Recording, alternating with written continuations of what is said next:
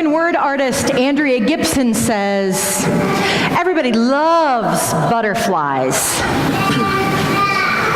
but I trust the caterpillars more. I trust the ones who know they aren't done. Everybody loves butterflies, but I trust the caterpillars more. I trust the ones who know they aren't done. As we prepare for the word preached on this resurrection morning, would you join with me your hearts and minds in prayer? Oh God, may the words of my mouth and the meditations of each of our hearts be found acceptable in your sight. For you are our rock and our Redeemer. Amen. In this world, there's a whole lot of trouble, baby. In this world, a whole lot of pain. In this world, there's a whole lot of trouble, but a whole lot of ground to gain. Why take when you could be given? Why watch as the world goes by? It's a hard enough life to be living. Why walk when you can fly? About mid-Lent, I was standing in this room with the worship chairs and Pastor Connie, and we were here in the middle of the Lenten wilderness. Now, if you haven't been here in our sanctuary over the past 40 days plus Sunday, then let me tell you what it looked like. The trees were here, but they were bare.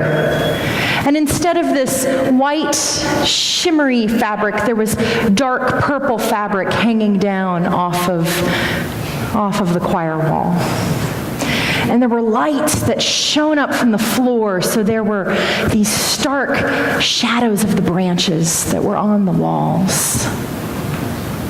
There were purple flickering lights everywhere, and instead of these green planters, there were cinder blocks. It was a stark wilderness. It's how life feels sometimes, doesn't it? Like all the branches are bare and we're never going to see new life again. And so we're standing here in the sanctuary looking around and wondering what is it that we should do for this day, so that whenever you walked in, you felt new life and resurrection. And Pastor Connie said, we could hang butterflies from all of these branches. And I said, no, but then whenever people walk in, these bare branch trees will still be here. No, I want it to be completely different. I want all of those bare branches that remind us of death and lifelessness. I want all of those away from the altar. And I want the flowers and the white fabric and the gold fabric, and I want it to be completely different so that whenever people walk in, it's one big change. And Pastor Connie, in her infinite wisdom, says to me, oh, Leah, that's just not how resurrection works.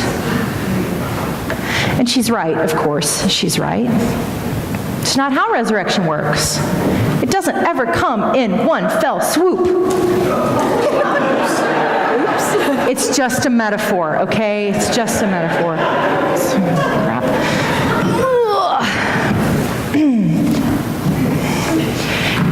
It doesn't come in one fell swoop.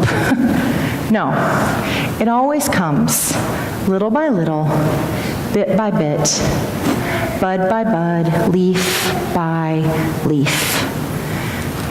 It never happens all at once. It looks like that. Once the butterfly emerges from its chrysalis, it looks like it happens all at once, but it doesn't. Do you know that if you were to open up a chrysalis or a cocoon in the middle of that transformation process, do you know what you would find in there? Yes, the scientific term is goo. You would find goo. This resurrection business, it's a mess. It's filled with sorrow and shame and pain. It's messy. And it never happens all at once. In this world, there's a whole lot of sorrow. In this world, a whole lot of shame.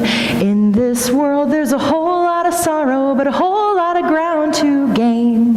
When you spend your whole life wishing, watching and wondering why, it's a hard enough life to be living. Why walk when you can fly? So a few weeks after we had that conversation, I went up to Chicago to see my friend Tom. And I said, what do you want to do? And he said, I want to go see the butterfly release at the Nature Museum. And I said, cool, yeah, let's go see the butterfly release.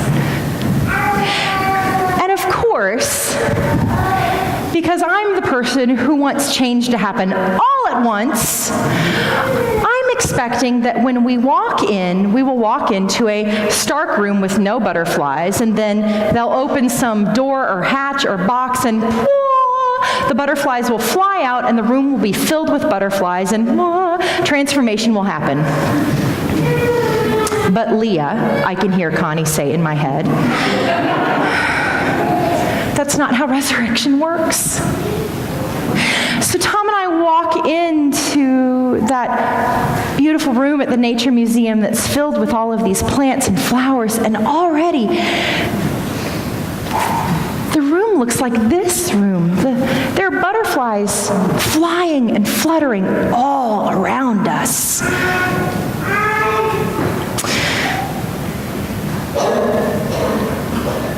It's Tom and me and about 45 toddlers and their grandparents. It's time for us to sit down and listen to the docent talk as she brings out this big mesh box that's filled with about 24 butterflies that have hatched in the past 24 hours, emerged from their chrysalises. And so the docent is talking to all of the toddlers, and she's saying, do you know that in this room there are not only butterflies, but there are also moths? And I look at Tom and say, ew, moths. I don't like moths. I lost a really good sweater to moths once. And she says, yes, moths. In fact, the big blue butterflies that you see, those gorgeous, gigantic, electric blue butterflies, they're actually lunar moths. Tom looked at me down his nose. Oh, we get so judgy, don't we? We get so judgy of moths. I bet you know some people who you think are moths. I bet you've lost a couple sweaters or two, haven't you? I have. But here's the thing. Butterflies, moths, chrysalises, cocoons, goo, it's all the same process. Who are we to get judgy? Who are we to get judgy about the changes that God is bringing about in anybody's life? Moths or butterflies, it's all the same. It's all the same. And in this world, there's a whole lot of gold, and in this world, a whole lot of pain. In this world, you've a soul for a compass and a heart for a pair of wings. There's a star on the far horizon, rising up in an azure sky. For the rest of the time that you're given, why walk when you can fly? So the docent, she's explaining what's going to happen. That she's going to open this mesh box, and then for the first time, these butterflies and moths, don't get judgy, they're going to fly for the first time. And she explains to us that butterflies and moths are cold-blooded creatures, and they seek heat. And they might be a little afraid. I mean, it is the first time that they've flown. And so don't be surprised if a butterfly or a moth flies and lands on you. This happens. She said, don't shoo it off. It'll leave when it's ready. And you know, there's an ancient tradition that says if a butterfly lands on you, especially on your shoulder, that you're blessed. So here we are, Tom and I, with the 47 toddlers and their grandparents, and the docent with the mesh box and the 24 butterflies, and butterflies already flying all around us. And she starts to do a countdown. 10, 9, 8, this is crowd participation, 7, 6, 5, 4, 3, 2, 1, and she opens the box and she hits the mesh box and butterflies flutter all around and toddlers squeal. It's so exciting. Oh my gosh, they're everywhere. And then I look down and there's a butterfly right here on me. It came right to me, and it landed right here. And it didn't move for 25 minutes. I moved my hair out of the way, and I had on one of those giant necklaces that I wear, and I moved it out of the way like this, and then I walked around like this the whole time. And I looked over here.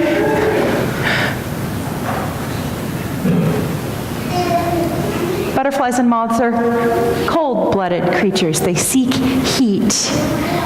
And it's the first time it had flown, it got a little scared.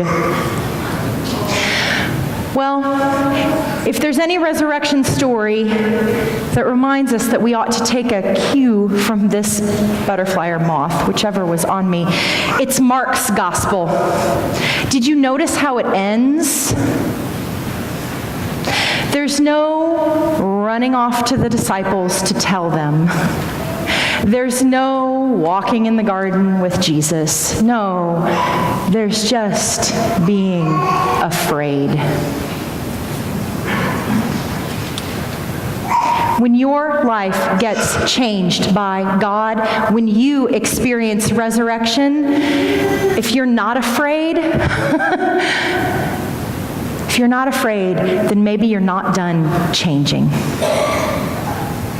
Some of us really like our cocoons. Sometimes we fall in love with our chains, and we get too scared of what new life looks like. But just like this butterfly that flitted out of its box and came and found me, we're supposed to fly and find each other. Because remember, Jesus sent people out in pairs. We're not supposed to do this life alone. We're supposed to do it together. And so just assuredly as I can stand here today and say to you that new life is real and resurrection is yours, and God is turning you into goo so that you can rise in new life out of this cocoon in which you find yourself. Just assuredly as that is true for you, it's also true for your neighbor. And it's also true for your enemy. And it's also true for the people who live around you in this town and in neighboring towns and in the whole world. And so friends, today, think of this. Just as sure as the caterpillar will crawl into its cocoon, you will crawl into the chrysalis of your life. And the resurrection is not just for you, because selfishness is not the way of Jesus. Selfless serving is. And so just as sure as personal transformation is yours, know this too, that resurrection will happen when we see this space as a cocoon.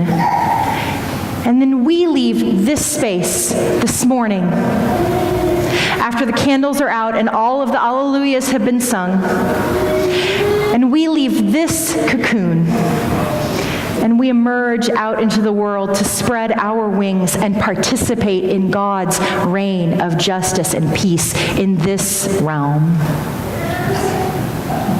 That's the good news for today. That's the good news. In this world, there's a whole lot of gold, and in this world, a whole lot of pain. In this world, you've a soul for a compass and a heart for a pair of wings. There's a star on the far horizon, rising up in an azure sky. For the rest of the time that you're given, why walk when you can fly? Amen.